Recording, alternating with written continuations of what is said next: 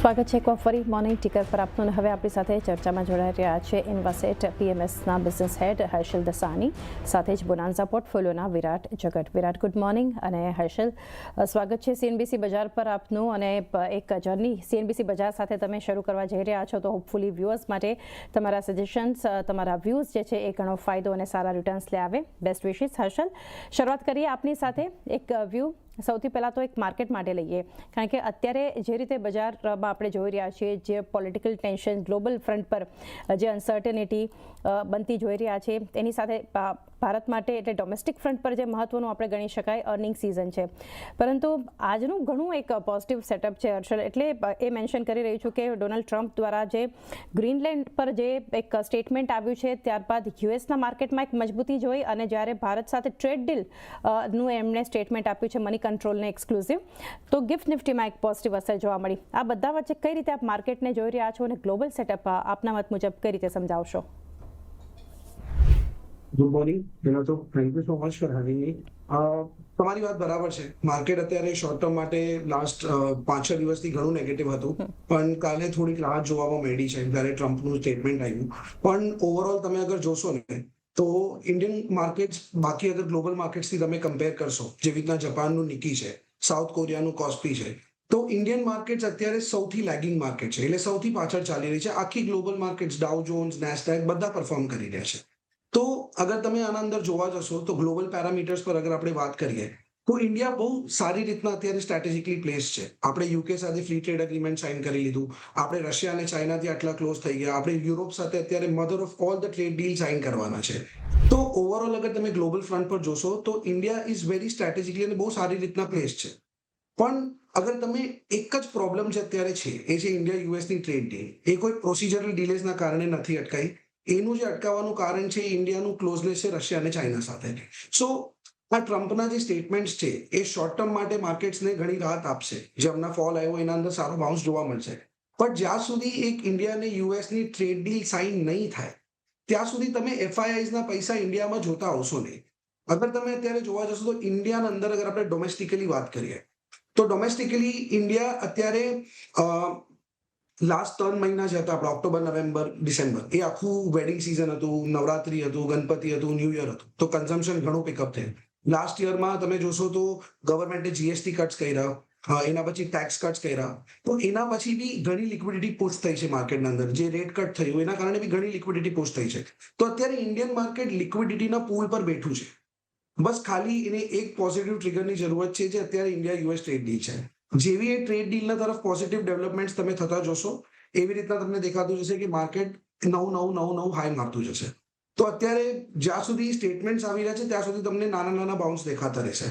But જેવું તમને એકવાર ઇન્ડિયા અને યુએસનું ટ્રેડ ડીલ ક્લોઝ આવતા દેખાશે, ત્યારે you will see the markets breaking out અને નવું હાઈ બનાવશે, જેવી રીતના બીજી બધી ગ્લોબલ માર્કેટ્સ બનાવી રહી છે. તો જે રીતે હર્ષદ અહીંથી વ્યૂ જણાવી રહ્યા છે, અને ખાસ તો જે ડોનાલ્ડ ટ્રમ્પના નિવેદન પર માર્કેટનું રિએક્શન આપણે એવરી ટાઈમ જોઈએ છે. એમના તરફથી નિવેદન, બજારમાં એક પોઝિટિવ એક્શન જોવા મળે છે. અને ફરી જે છે એક અવારનવાર નિવેદન તો આવે છે, પરંતુ ફાઇનલ ટ્રેડ ડીલનું અનાઉન્સમેન્ટ ક્યારે આવશે એક ફોકસમાં ખાસ કરીને રહેશે. પરંતુ અત્યારે ઓવરઓલ માર્કેટમાં જરૂરી છે કે આજે જોઈએ કેવી પોઝિટિવિટી દેખાશે. હર્ષલ, એક વ્યૂ લઈએ સાથે રૂપિયા પર, કારણ કે જે રીતે ગઈકાલે ડોલરની સામે એક રેકોર્ડ લો લેવલ પર અને જે ક્લોઝિંગ આપણને જોવા મળ્યું છે, લગભગ 72 પૈસાનો ઘટાડો, અને 91.70 આ લેવલ્સ પર ક્લોઝિંગ આપ્યું છે. એફઆઈએસ જે ઇક્વિટીમાં સતત સેલિંગ કરી રહ્યા છે, ડોલરની એક સ્ટ્રોંગ ડિમાન્ડ જે છે, આ બધું એક પ્રેશર બનાવી રહ્યું છે. પરંતુ એને કઈ રીતે સમજવું જોઈએ? તમે યુએસડી આઈએનઆરને જે જોઈ રહ્યા છો, એને અત્યારે 91.7 નું જે તમે કીધું હાઈ માઇન, કરેક્ટ? તો તમે અગર યુએસ ડોલરને અગર બીજી ગ્લોબલ કરન્સીના સામે જોશો, જે ડોલર ઇન્ડેક્સ છે, જેના અંદર પાઉન્ડ આવે, કેનેડિયન ડોલર આવે, બીજી બધી 7 કરન્સીઝ આવે, તો યુએસ ડોલર એના સામે 10% નીચે છે. ડોલર ઇન્ડેક્સ 110 થી અત્યારે 98 ના આસપાસ છે. પણ ઇન્ડિયાના સાથે એકદમ રિવર્સ છે. ઇન્ડિયાના સાથે તમે જોશો તો આપણું કરન્સી 10% નવું હાઈ, મતલબ આપણું કરન્સી વીક થતું જઈ રહ્યું છે. સો ડોલર ગ્લોબલી વીક થઈ રહ્યું છે, પણ રૂપીઝના સામે સ્ટ્રોંગ થતું જઈ રહ્યું છે. આનું એક જ સિમ્પલ રીઝન છે કે જે ઇન્ડિયા યુએસની ટ્રેડ ડીલ અત્યારે અટકી ગઈ છે, એના કારણે જે યુએસ ડોલર છે એ આઈએનઆરના સામે ઇન્ફ્લેટેડ છે. સો એની ટાઈમ મેં તમને જે પહેલા જ કીધું કે જ્યાં સુધી ઇન્ડિયા યુએસની ટ્રેડ ડીલ નહીં સાઇન થાય, ત્યાં સુધી એફઆઈઆઈઝના ફંડ ઇન્ડિયાના અંદર આવશે નહીં. એ લોકો કોન્સ્ટન્ટલી પૈસા પુલ આઉટ કરતા રહેશે, કેમ કે ઇન્ડિયાની માર્કેટ જે અત્યારે વેલ્યુએશન આપી રહી છે એ બહુ એકદમ ઓલું નથી કે આપણે એકદમ વેલ્યુ ફોર મની બાય છે. ઘણી બધી બીજી માર્કેટ છે, ઘણી બધી બીજી કન્ટ્રીઝ છે, એ લોકો પાસે બેટર વેલ્યુએશન્સ છે ઓફર કરવા માટે. તો એફઆઈઆઈ ના પૈસા બહુ ઇઝીલી ત્યાં રૂટ થઈ જશે. જેવી રીતે તમે આપણી આઈટી કંપનીઝ જોશો, એ લોકોનું એઆઈ ના તરફ કઈ ઝુકાવ નથી. તો જેટલા બી આઈટી કંપનીઝના અંદર એફઆઈઆઈ ના પૈસા હતા, બધા એફઆઈઆઈ પૈસા બહાર કાઢતા જઈ રહ્યા છે. સો તમને આ કોન્સ્ટન્ટ સેલિંગ ત્યાં સુધી દેખાતું રહેશે જ્યાં સુધી ઇન્ડિયા યુએસની ટ્રેડ ડીલ સાઇન નહીં થાય. એકવાર ઇન્ડિયા યુએસની ટ્રેડ ડીલ જેવી અનાઉન્સ થઈ ગઈ, તમે જોશો કે આના અંદર એક બહુ મોટો અને બહુ સારો કુલ ઓફ આવશે. અને સેકન્ડ ચીજ છે ઇન્ડિયાના એક્સપોર્ટ્સ. ઇન્ડિયાના એક્સપોર્ટ્સ અત્યારે યુએસએમાં અટકી ગયા છે કેમ કે જે ટેરિફ્સ લગાડ્યું છે આ લોકોએ. તો જેવું ખુલશે, થોડું એક્સપોર્ટ ખુલશે, થોડા ડોલર અંદર આવશે, at that point of time આપણને દેખાશે કે યુએસડી આઈએનઆર કુલ થશે. કેમ કે અત્યારે તમે જોશો ને તો આપણો સૌથી મોટો ડોલરના અંદર ખર્ચો હતો તેલ, અને એ આપણે રશિયાથી બાય કરી રહ્યા છે. એ બી આપણે ડોલરમાં નથી લઈ રહ્યા. તો આપણા ડોલર્સ તેલમાં નથી જઈ રહ્યા. આપણા ડોલર્સ જઈ રહ્યા છે record high imports of gold and silver. અત્યારે India is the record highest importer of gold and silver for the last few months. Non stop આપણે ગોલ્ડ અને સિલ્વર ખપત કરી રહ્યા છે. તો જેના કારણે આપણા ઘણા રૂપિયા બહાર જઈને ઘણા ડોલર બહાર જઈ રહ્યા છે, જેના કારણે તમને આ સ્પાઇક દેખાયું છે. પણ આ ટેમ્પરરી છે. જેવું ઇન્ડિયા યુએસની ટ્રેડ ડીલ એકવાર તમને સાઇન થતા દેખાઈ ગઈ, એ ટાઈમે તમને આના અંદર 6 થી 7% કુલ ઓફ જલ્દી દેખાશે. તો ખાસ કરીને એક વ્યૂ ઓવરઓલ એક રૂપિયા માટે પણ બનતો જોઈ રહ્યા છે. હર્ષલ, ઓવરઓલ એક બજાર પર આપણે ચર્ચા કરી છે, પરંતુ હવે એક સેક્ટર સ્પેસિફિક શરૂઆત કરીએ તો ઓટો કંપની, ઓટો સેક્ટર માટે વ્યૂ લેવો છે આપની પાસેથી. કઈ રીતે, અગર તમારા મત મુજબ કયા સેગમેન્ટ જે છે, લાઈક પીવી, સીવી, ટુ વ્હીલર છે, ઇવીઝ છે, અહીંયાથી આવનારા સમય માટે લોંગર ટર્મ અગર ચર્ચા કરીએ તો એ સેક્ટરને ડ્રાઈવ કરી શકે છે? અને સાથે એ પણ જાણીએ કે આ સેક્ટર માટે આપણે જાણીએ છીએ કે બધા રિસ્ક ફેક્ટર્સ પણ છે, like demand slowdown, EV disruption છે, માર્જિન્સને લઈને જે પ્રેશર છે, પરંતુ શું ધ્યાનમાં રાખવું જોઈએ આ સેક્ટરને? આપ કઈ રીતે જોઈ રહ્યા છો? ઓટો સેક્ટરના અંદર તમે જોશો ને તો EV has been the biggest બૂમ. ઈવી અત્યારે સૌથી વધારે જે ટ્રાન્ઝેક્શન છે આપણું ઈવી તરફ છે, કરેક્ટ? તો એના અંદર જે આપણા 4 વ્હીલર કાર કંપનીઝ છે, મહિન્દ્રા છે, ટાટા છે, એ લોકોનું સૌથી મોટું પ્રોબ્લેમ હતું જે એ લોકોની ડિઝાઇન્સ હતી. બટ અત્યારે તમે એમની ડિઝાઇન્સ જોશો, જે એમની નવી ગાડી આવી રહી છે એ બહુ અપીલિંગ છે. એ બધી યુથને બહુ અપીલિંગ છે. પ્લસ અત્યારે ડિમાન્ડ સ્લોડાઉન હતું, પિછલા વર્ષમાં ડિમાન્ડ સ્લોડાઉન હતું, બટ જે આ લોકોએ રેટ કટ કર્યું 1.25 બેસિસ પોઈન્ટથી આખા લાસ્ટ વર્ષના અંદર રેટ કટ કર્યું, જેના કારણે લોન્સ 1.25% થી સસ્તા થઈ ગયા છે. એને છોડીને ગવર્મેન્ટે જે જીએસટી કટ્સ કર્યા, ઇન્કમ ટેક્સ કટ કર્યું, એના કારણે જે middle class of the country છે એના હાથમાં ઘણા પૈસા છૂટ્યા છે.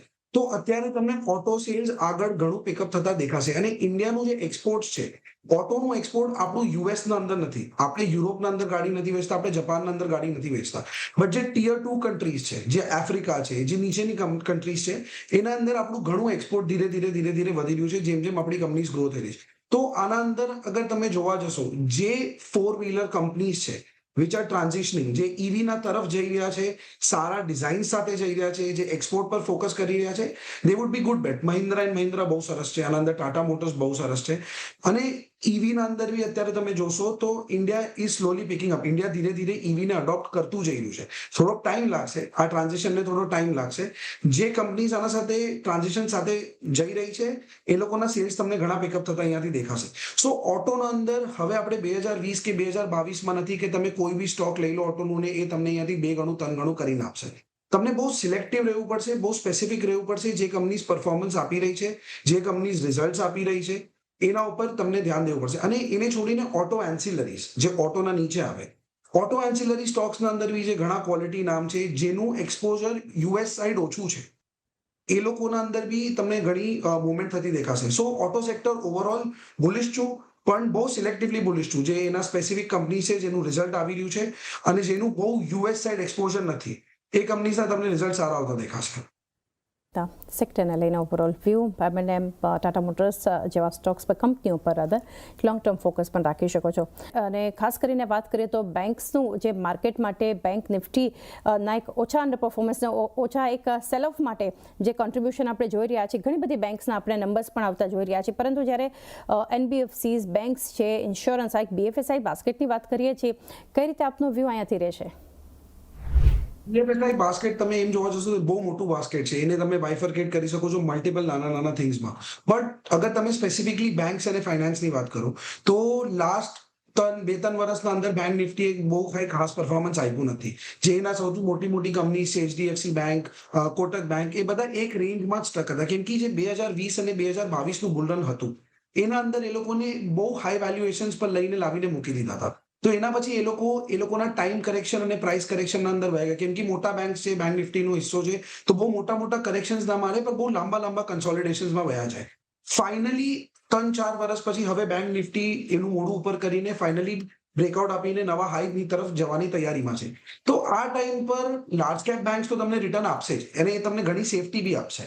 પણ બીકોઝ માર્કેટે લાસ્ટ 1-1.5 વર્ષમાં કંઈ પરફોર્મ નથી કર્યું, તો આઈ થિંક કે હવે ધીરે ધીરે લાર્જ કેપ્સના બદલે સ્મોલ કેપ અને મિડ કેપ્સ જે છે એના તરફ તમે જઈ શકો. જે સ્મોલ કેપ પ્રાઇવેટ બેંક્સ છે એના અંદર તમને જે સમજો 5 થી લઈને 25,000 કરોડના માર્કેટ કેપના વચ્ચે છે, એના અંદર તમને ઘણું સારું ઓલ ટાઈમ હાઈ બ્રેકઆઉટ્સ દેખાશે.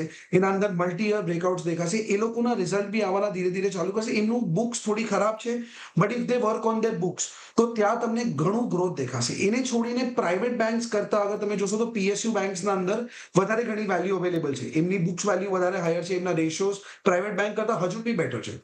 સો પીએસયુ બેંક્સના અંદર બી you have to be very selective, કે તમે કોઈ બી પીએસયુ બેંક ના લઈ શકો. જે લાર્જ કેપ પીએસયુ બેંક છે, તમારા કેનેરા બેંક થઈ ગયા, બેંક ઓફ બરોડા થઈ ગયા, એસબીઆઈ થઈ ગયું, એ બધા નવા ઓલ ટાઈમ હાઈસ પર છે.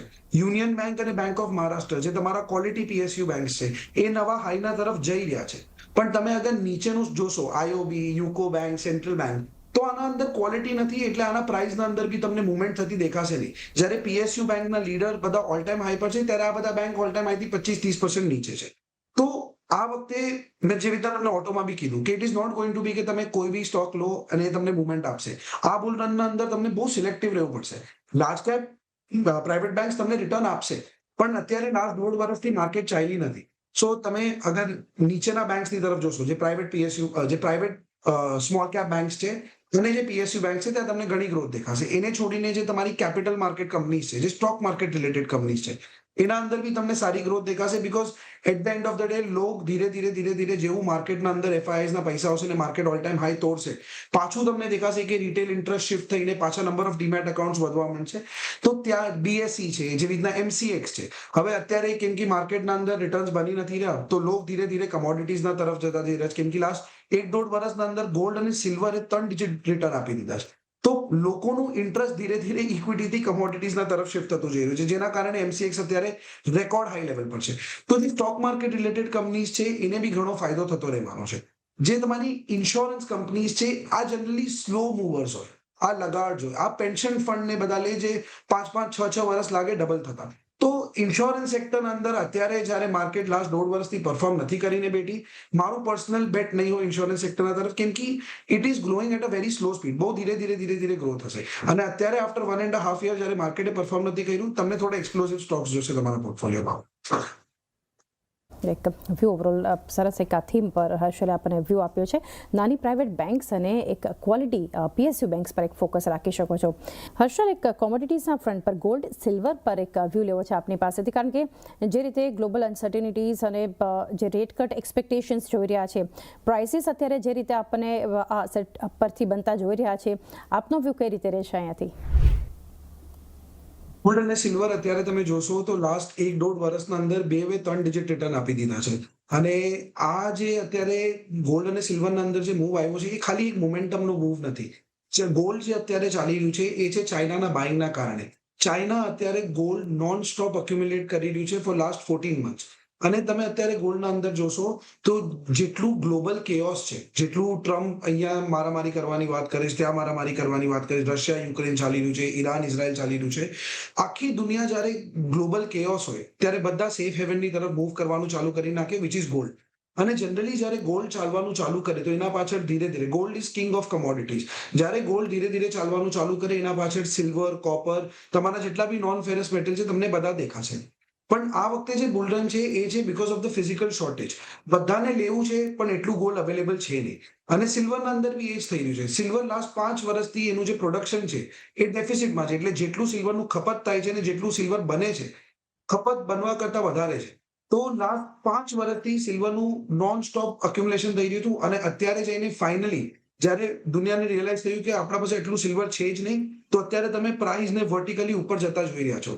બટ આ એક મોમેન્ટમ વાળો મૂવ નથી. આ 50 વર્ષથી જે સિલ્વરનું પ્રાઇસને દબાવીને રાખ્યું હતું, ફાઇનલી જઈને એનું રિવેલ્યુએશન થઈ રહ્યું છે. તો જેટલું દુનિયાના અંદર ફિઝિકલ શોર્ટેજ છે અને આ શોર્ટેજ ઓછું થતું જ જશે, તો એટલું જ સિલ્વરનું પ્રાઇસ ઉપર જતું રહેવું જોઈએ. અત્યારે ટેકનિકલી શોર્ટ ટર્મ માટે બીકોઝ એને લાસ્ટ 3 કે 4 મહિનાના અંદર ઓલમોસ્ટ ડબલ થઈ ગયું છે. તો એક શોર્ટ ટર્મ માટે ગોલ્ડ અને સિલ્વર એક કન્સોલિડેશનમાં રૂકી શકે અને એના અંદર તમને અત્યારે વોલેટિલિટી બી પીક થતા દેખાશે કેમ કે સિલ્વર $100 માર્કના આજુબાજુમાં આવી ગયું છે. ત્યાં સૌથી હાઈએસ્ટ વોલેટિલિટી દેખાશે તો તમને ઇન્ટ્રાડે 5-10% ઉપર નીચે સ્વિંગ દેખાશે. તો આ ટાઈમે it has to be very careful. આના અંદર ગોલ્ડ સિલ્વર અંદર ઇટ ઇઝ નોટ ટ્રેડિંગ. એના અંદર તમે ઇન્વેસ્ટમેન્ટ કરીને રાખો. 1-2 મહિના 3 મહિના કન્સોલિડેશન આવે, ઉપર નીચેના સ્વિંગ આવે, હલો નહીં. અને લોંગ ટર્મ માટે પકડીને રાખો કેમ કે જ્યાં સુધી આ કરન્સીનું રિવેલ્યુએશન થતું રહેશે ત્યાં સુધી ગોલ્ડ અને સિલ્વર ઉપર જતું જ રહેશે કેમ કે આ લોકોની સ્ટ્રક્ચરલ ફિઝિકલ શોર્ટેજ છે. વ્યૂ એક આપણે ગોલ્ડ અને સિલ્વરના ફ્રન્ટ પર પણ બનતો એક જોઈ રહ્યા છે. હર્ષલ, આપની પાસેથી વ્યૂ લેવો છે મેટલ સેક્ટર માટે, કારણ કે જે રીતે ચાઇના ડિમાન્ડ સિગ્નલ્સ આપણે જોઈ રહ્યા છીએ, global growth uncertainty, domestic infra push, આ બધા વચ્ચે જે સેક્ટરને અહીંથી અસર કરી રહ્યા છે, ઇન્ડિયન મેટલ સેક્ટર આપ કઈ રીતે જોઈ રહ્યા છો?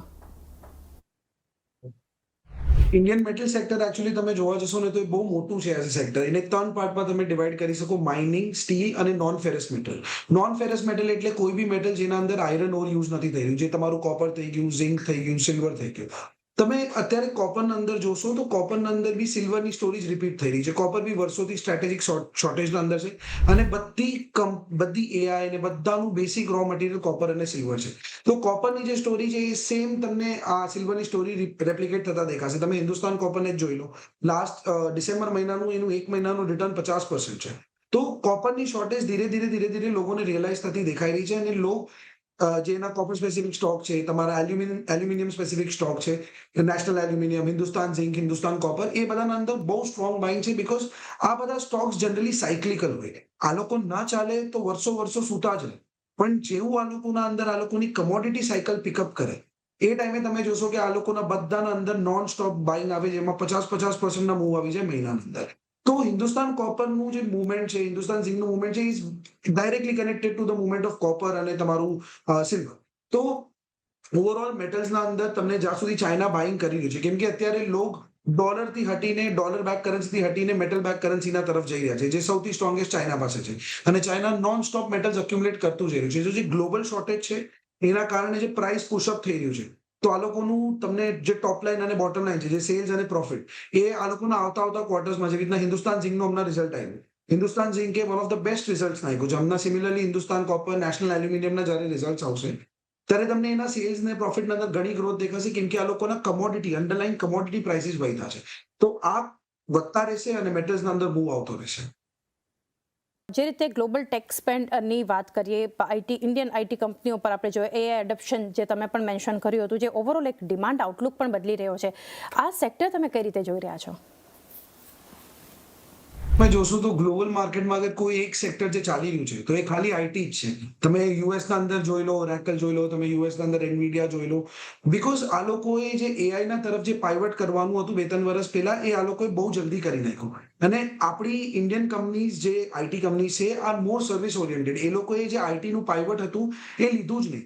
અને અત્યારે તમે જોશો તો આ લોકોના જે રિઝલ્ટ આવી રહ્યા છે એના અંદર બી આ લોકોની ગાઈડન્સ અપડેટ આવી રહી છે, પણ 2.5-3% લઈને 3-3.5% આવી રહી છે. તો એના અંદર કઈ તમને આઈટીના અંદર ભલે ટેકનિકલી શોર્ટ ટર્મમાં એ રિવર્સ થતું દેખાઈ રહ્યું છે અને સારા લેવલ્સ પર છે અને લાસ્ટ 5 વર્ષથી બેન્કિંગની જેમ પરફોર્મ બી નથી કર્યું, પણ આઈટીના અંદર જે મેઇન ફંડામેન્ટલ પ્રોબ્લેમ છે એઆઈ, અને આપણે એઆઈના અંદર અડોપ્શનમાં બહુ પાછળ ચાલી રહ્યા છે. જ્યાં સુધી આપણું એઆઈનું અડોપ્શન, આપણી કંપનીઝના પાસે બહુ પૈસા છે, they have the top management, they have good manforce, એ લોકો આપણા લોકો યુએસની જે ટેક કંપની છે એ લોકોના સીઈઓસ છે, બટ ધ પોઈન્ટ ઇઝ કે આપણે પછી ઇન્ટેન્ટ નથી, we are not moving very swiftly towards AI. જ્યાં સુધી આપણી આઈટી કંપનીઝ એઆઈના તરફનું એ શિફ્ટ અને ડ્રિફ્ટ નહીં લે ત્યાં સુધી તમને IT company short term bounce back થતી જરૂર દેખાશે, પણ એના અંદર જે લોંગ ટર્મ સસ્ટેનેબલ બ્રેકઆઉટ અને મૂવ આવવાનો છે એ ત્યાં સુધી નહીં આવે. સો જે આ લોકો અડોપ્શન કરી રહ્યા છે ઇઝ વેરી ગુડ, બટ જે સ્પીડમાં યુએસ કરી રહ્યું છે આપણને થોડું સ્પીડઅપ કરવું પડશે તાકી આપણે ગ્લોબલ વર્લ્ડ સાથે કેચઅપ કરી શકીએ.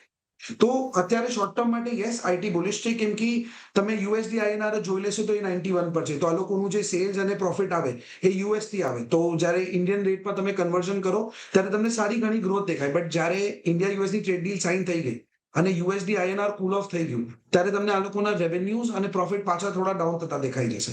સો જ્યાં સુધી એઆઈ ના તરફ શિફ્ટ નહીં આવે ત્યાં સુધી Indian IT A service oriented very slow growing sector રહેશે. તો આ સેક્ટર માટે એક વ્યૂ ઓવરઓલ એક લોંગ ટર્મ માટે એક ફોકસમાં રાખવું જોઈએ. જી હર્ષલ, આપના તરફથી જે ચર્ચા કરી એના માટે કોઈ ડિસ્ક્લોઝર્સ? બી સ્ટોક્સના બારામાં વાત કરી એ મારા કંપનીનું અને મારા ફેમિલીનું એના અંદર પર્સનલ પોઝિશન્સ હોઈ શકે છે. Thank you so much for having me. Thank you. Harshal અને વિરાટ, આપ બંનેનો પણ આભાર.